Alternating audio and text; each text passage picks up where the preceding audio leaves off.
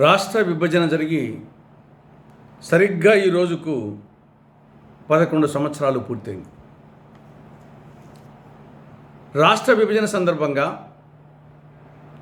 అన్ని విధాల అభివృద్ధి చెందినటువంటి హైదరాబాద్ నగరం తెలంగాణ రాష్ట్రానికి పోయింది కాబట్టి ఆ మేరకు సీమాంధ్రకు న్యాయం చేసేటందుకోసం శ్రీమతి సోనియా గాంధీ గారి మార్గదర్శకత్వంలో మన్మోహన్ సింగ్ గారు ప్రధానిగా కాంగ్రెస్ నేతృత్వంలోని ఆనాటి కేంద్రంలోని యూపీఏ ప్రభుత్వం సీమాంధ్రకు 3 వరాలు ప్రకటించింది. 1 ప్రత్యేక హోదా, 2 ప్రత్యేక ప్యాకేజ్, 3 విభజన చట్టంలో 108 సెక్షన్ల కింద 13 షెడ్యూళ్ల కింద దాదాపు 5 లక్షల కోట్ల రూపాయలు విలువ చేసే ప్రయోజనాలు కేంద్రము రాష్ట్రానికి అందించడం. ఇవి 3 వరాలు. ఈ 3 వరాలు అమలై ఉంటే ఈ పార్టీకి సీమాంధ్ర స్వర్ణాంధ్ర అయిండేది. కాంగ్రెస్ పార్టీ అధికారంలోకి వచ్చి ఉంటే ఈ పార్టీకి ఇవన్నీ అమలై ఉండేవి. కానీ దురదృష్టవశాత్తు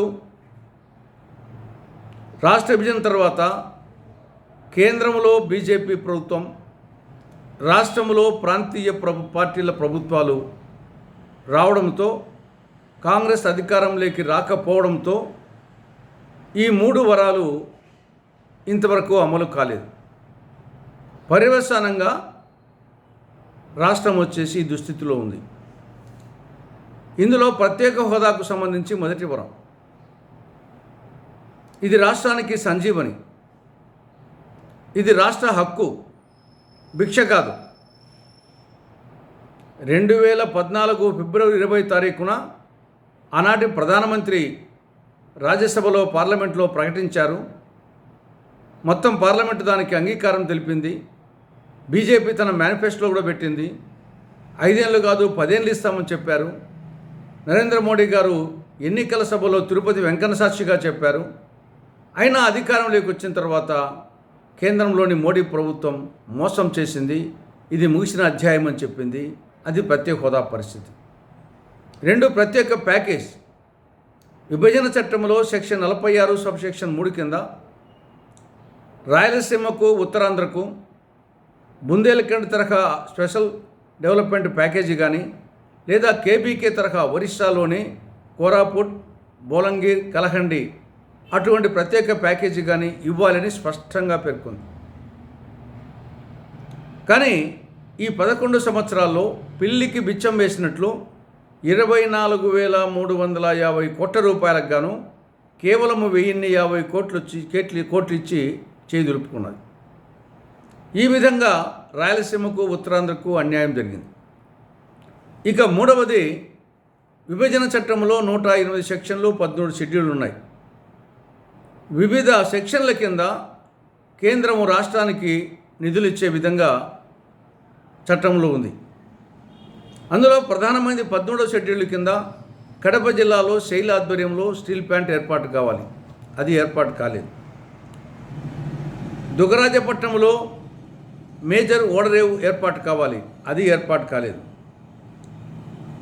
పోలవరాన్ని సత్వరం పూర్తి చేయాలి కేంద్ర ప్రభుత్వం.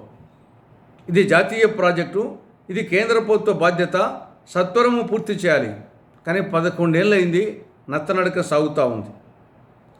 రాజధానికి సెక్షన్ 94 సబ్ సెక్షన్ 3 ప్రకారము రాజధాని నిర్మాణానికి కావాల్సిన నిధులు కేంద్ర ప్రభుత్వం గ్రాంట్ రూపంలో ఇవ్వాలి.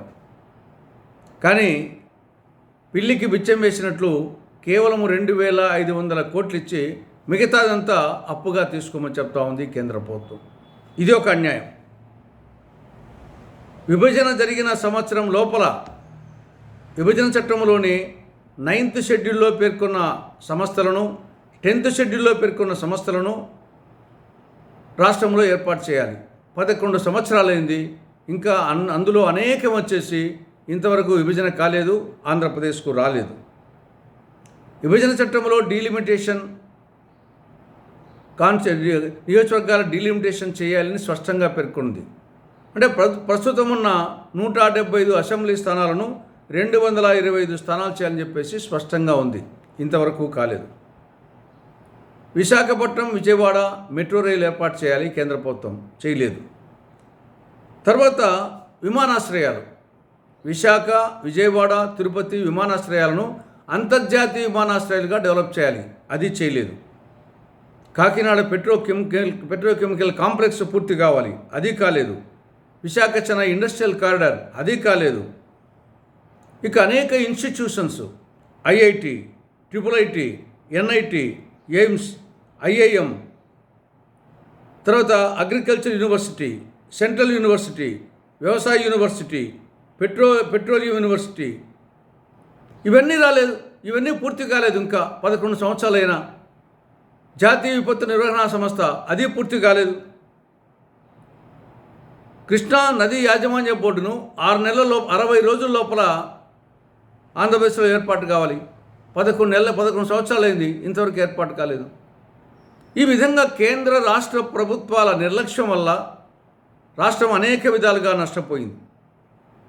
విభజన చట్టం ప్రకారం కేంద్రము ఆంధ్రప్రదేశ్కు, నవ్యాంధ్రకు, సీమాంధ్రకు ఇవ్వాల్సిందేమో కొండంత, కానీ 11 సంవత్సరాల్లో ఇచ్చింది గోరంత. ఇప్పుడైనా సరే కేంద్రంలో ఎన్డీఏ ఉంది, రాష్ట్రంలో ఎన్డీఏ ఉంది. తర్వాత టీడీపీ మీద ఆధారపడి ఈనాడు కేంద్రంలోని ఎన్డీఏ ప్రభుత్వం మనుగడ సాగిస్తూ ఉంది. ఇది ఈ అంశాలు సాధించడానికి, విభజన చట్టంలోని అంశాలు సాధించడానికి సరైన సమయం. ఇప్పుడైనా సరే కేంద్ర రాష్ట్ర ప్రభుత్వాలు ఆలస్యమైన కనీసం ఇప్పుడైనా అని విభజన చట్టంలో పేర్కొన్న ప్రతి అంశాన్ని ఆంధ్రప్రదేశ్లో అమలు చేయాలని కాంగ్రెస్ పార్టీ డిమాండ్